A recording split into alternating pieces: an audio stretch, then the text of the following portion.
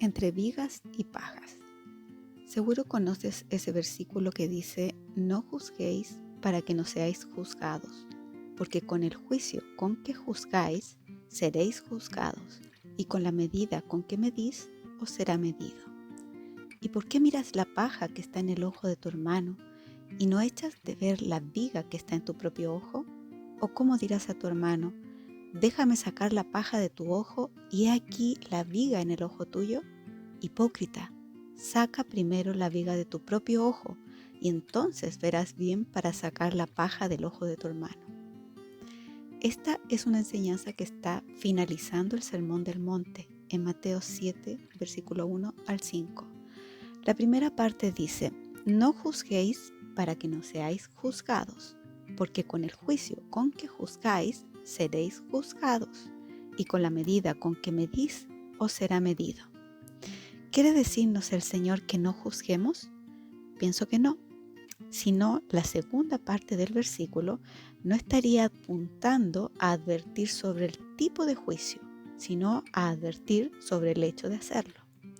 La palabra juzgar tiene una amplia gama de significados, pero centrémonos en descubrir a cuál de ellos es al que se refiere el Señor Jesús aquí.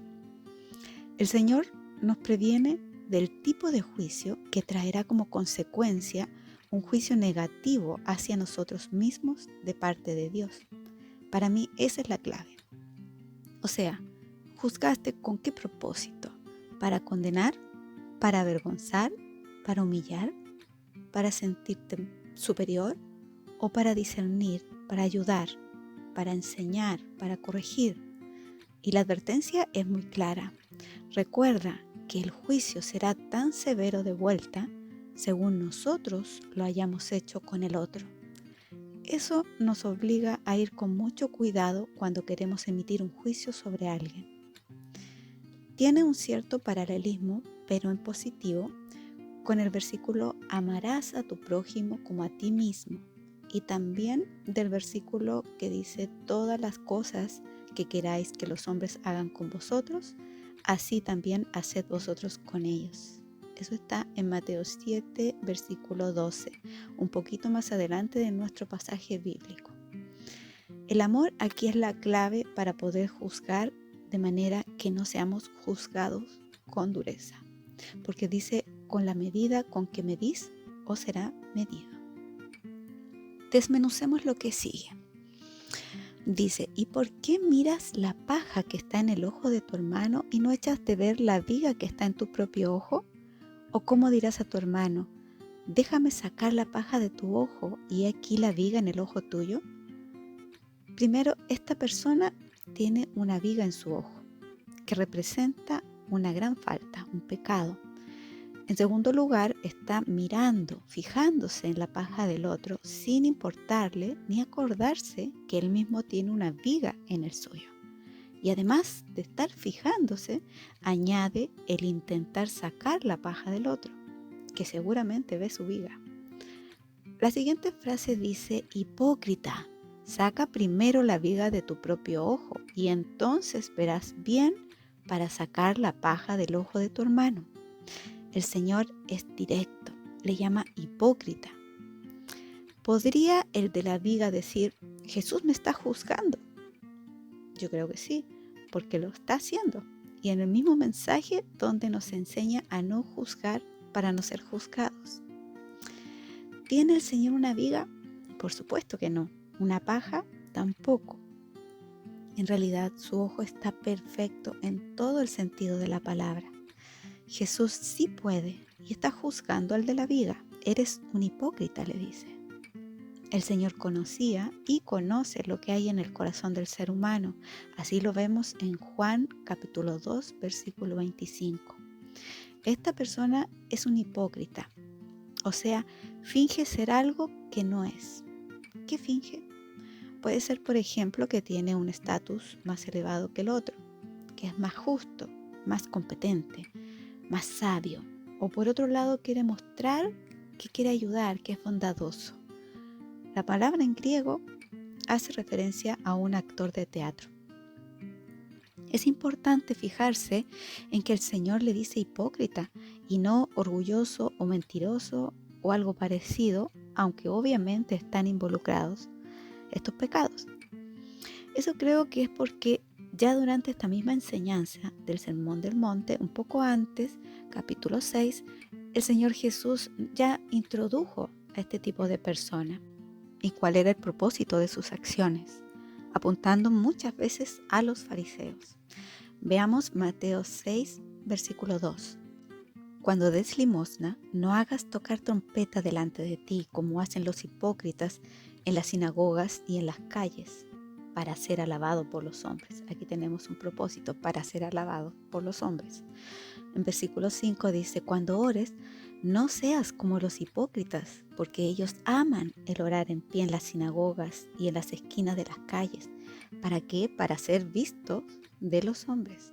En el versículo 16 dice, cuando ayunéis, no seáis austeros como los hipócritas, porque ellos demudan sus rostros para mostrar a los hombres que ayunan.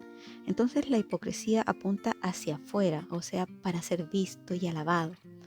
En nuestro pasaje el Señor concluye diciendo, saca primero la viga de tu propio ojo y entonces verás bien para sacar la paja del ojo de tu hermano. O sea, puedes, pero antes, para sacarla debes ver bien y para ver bien debes sacarte la viga. No dice que no saque la paja o que no se ocupe de eso. La paja del otro no es el punto. Al llamarle hipócrita, lo deja al descubierto y esto lo obliga a hacer un giro introspectivo. Ya sabe que tiene una viga y debe ocuparse de eso. Hacerlo será un gran y doloroso trabajo. Por eso no se trata de la paja del otro, se trata de él mismo y su viga. O sea, se trata de nuestra relación con el Señor y nuestras pajas y nuestras vigas. La puede ignorar autojustificándose. O, por el otro lado, tendrá que hacer un gran trabajo, mucho más extenso y complejo que el ocuparse de la paja del otro. Y lo hará, cueste lo que cueste, si ha llegado a él la convicción de pecado y el verdadero arrepentimiento que es para salvación, como dice en 2 de Corintios 7:10. Como siempre, el Señor apunta a la raíz.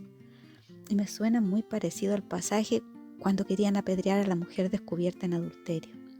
Hazlo, lanza la piedra, pero que lo haga el que esté libre de pecado. Ese pero implica un cambio radical de la situación.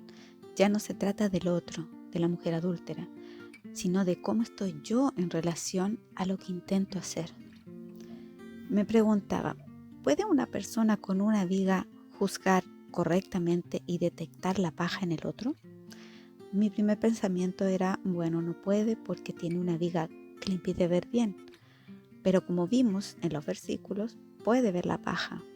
El problema es que no está capacitado para sacarla, no puede sacarla. Recordemos al fariseo Simón que invita al Señor a comer a su casa. Eso está en Lucas 7, versículo 36. Y una mujer identificada como pecadora derrama un perfume y unge los pies de Jesús con sus lágrimas.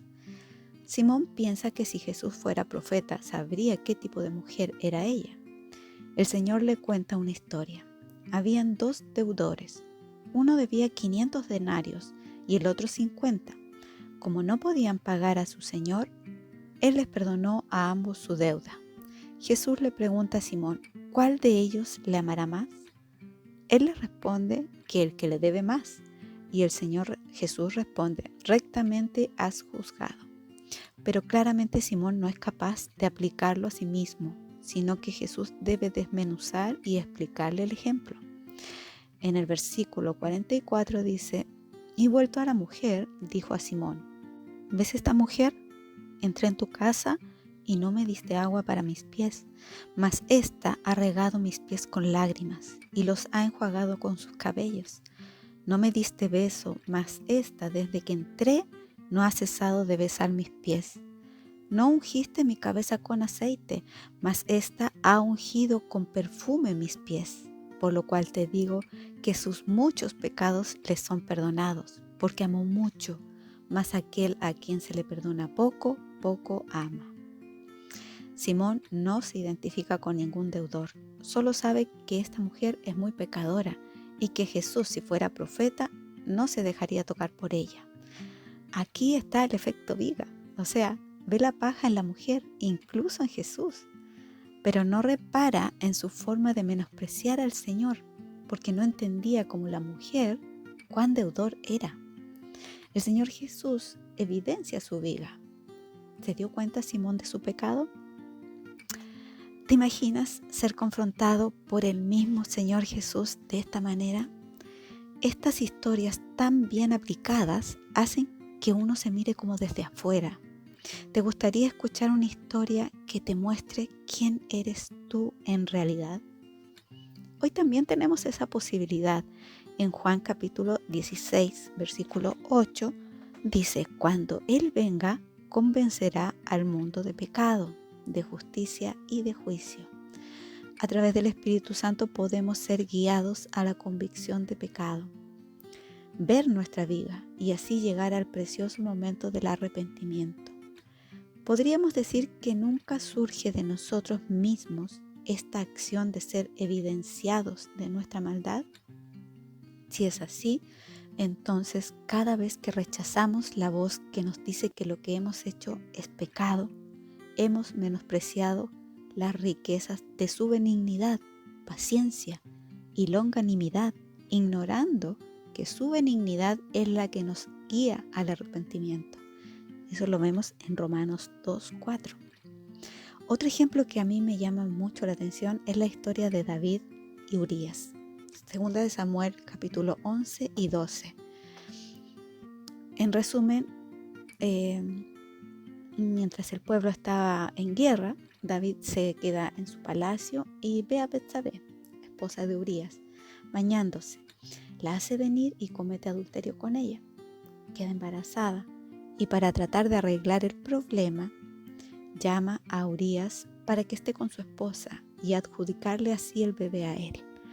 Pero Urías era un hombre íntegro y no podía estar tranquilo durmiendo en su casa mientras sus compañeros estaban en la guerra, así que durmió en el patio de la casa del rey.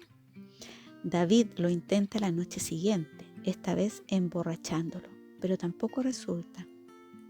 Viendo David que el plan no funcionó, manda por medio de una carta que el mismo Urías lleva para que lo pongan al frente en lo más recio de la batalla y que lo dejen solo para que lo maten. Muere Urías y David se casa con Betsabé. Dios envía al profeta Natán, quien le cuenta una situación. Hay un hombre rico que tomó la única y amada corderita de un hombre pobre para hacer un guiso para un invitado que tenía, teniendo él muchas vacas y ovejas. Es muy probable que David en su tiempo de pastor tuvo corderitas preferidas y entendía el dolor e impotencia que ese hombre rico causó al quitarle su única corderita al hombre pobre. Natán llega al corazón de David y al escuchar la historia se enoja muchísimo y le dice a Natán: vive Jehová que el que tal hizo es digno de muerte y debe pagar la cordera con 4 tantos, porque hizo tal cosa y no tuvo misericordia. Entonces dijo Natán a David: tú eres aquel hombre. Ahora David sabe que tiene una viga. En la historia que cuenta Natán, David dice que la persona que había hecho eso era digno de muerte. Es fácil para él ver la situación y juzgar. O sea, puede ver la paja en este personaje, teniendo él en ese momento una tremenda viga en su ojo. David, al no darse cuenta que era aludido, no dudó en dar la sentencia. Pero si se hubiera dado cuenta que Natán estaba ejemplificándolo a él mismo en esa historia, tal vez habría tenido más misericordia o no habría sido tan rápido en juzgar. Veamos el resultado tal como lo enseña el versículo en Mateo: porque con el juicio con que juzgáis seréis juzgados, y con la medida con que medís os será medido. Segunda de Samuel 12, versículo 9 dice: ¿por qué pues tuviste en poco la palabra de Jehová, haciendo lo malo delante de sus ojos? A Urías Heteo heriste espada, y tomaste por mujer a su mujer, y a él lo mataste con la espada de los hijos de Amón, por lo cual ahora no se apartará jamás de tu casa la espada, por cuanto me menospreciaste, y tomaste la mujer de Urías Heteo para que fuese tu mujer. Así ha dicho Jehová, he aquí yo haré levantar el mal sobre ti de tu misma casa. Entonces dijo David a Natán, pequé contra Jehová. Y Natán dijo a David, también Jehová ha remitido tu pecado, no morirás. Mas por cuanto con este asunto hiciste blasfemar a los enemigos de Jehová, el hijo que te ha nacido ciertamente morirá. Podemos hacer un listado de los pecados que cometió David en esta situación: mentira, crueldad, adulterio, asesinato. Pero más arriba de todo esto, en primer lugar, dice el Señor, me menospreciaste. Qué dolorosa y fuerte es esta palabra. El Señor nos ayuda a entender que cuando pecamos sabiendo que vamos en contra de lo que Él nos ha enseñado, estamos menospreciando al Señor y haciendo que los no creyentes blasfemen su nombre. David, al ver su viga, rápidamente lo entiende y se arrepiente. Esta era la característica que él tenía que agradaba tanto al Señor. Vemos en el Salmo 51 que dice, ten piedad de mí, oh Dios, conforme a tu misericordia, conforme a la multitud de tus piedades. Borra mis rebeliones, lávame más y más de mi maldad y límpiame de mi pecado, porque yo reconozco mis rebeliones y mi pecado está siempre delante de mí. Contra ti solo he pecado y he hecho lo malo delante de tus ojos. En la práctica, para cualquier persona es fácil mirar y analizar que lo que otro está haciendo está mal, independientemente de cómo esté viviendo su propia vida. Yo creo que si una persona con una paja en el ojo ve que otra persona con una viga viene a tratar de sacar su paja, no lo va a dejar. No lo va a dejar en ningún caso. Es más, creo que se va a sentir más cómodo con su paja. Ya ni siquiera la va a considerar una paja. Y así todos pasaríamos a mirarnos las pajas, las vigas, y nadie va a querer limpiarse nada. Veamos el versículo de Gálatas, versículo 1, capítulo 6. Hermanos, si alguno fuere sorprendido en alguna falta, vosotros que sois espirituales, restauradle con espíritu de mansedumbre, considerándote a ti mismo, no sea que tú también seas tentado. Desglosemos este versículo. Se llama juzgar, porque alguien fue sorprendido en algo que es catalogado como una falta. Dice, hermanos, si alguno fuere sorprendido en alguna falta, ¿quién lo hace? Uno que permanentemente está sacando sus propias pajas, porque en el versículo dice, vosotros que sois espirituales. ¿Cómo lo hace? Juzgando de manera de no ser juzgado él mismo. Dice, restauradle con espíritu de mansedumbre, considerándote a ti mismo, no sea que tú también seas tentado. A mí me parece que este versículo calza maravillosamente con el versículo de Mateo. Entonces, debemos juzgar, pero debe ser de la manera correcta. Jesús dice en Juan 7, versículo 24, no juzguéis según las apariencias, sino juzgad con justo juicio.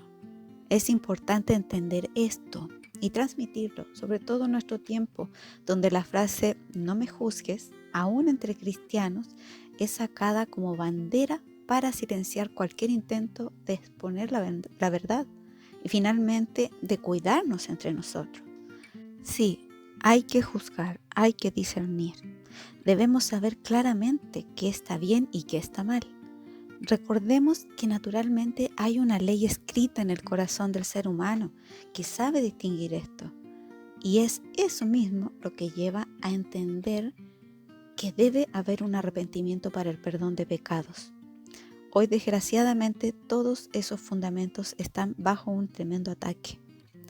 Jesús nos dice juzgar, pero con justo juicio.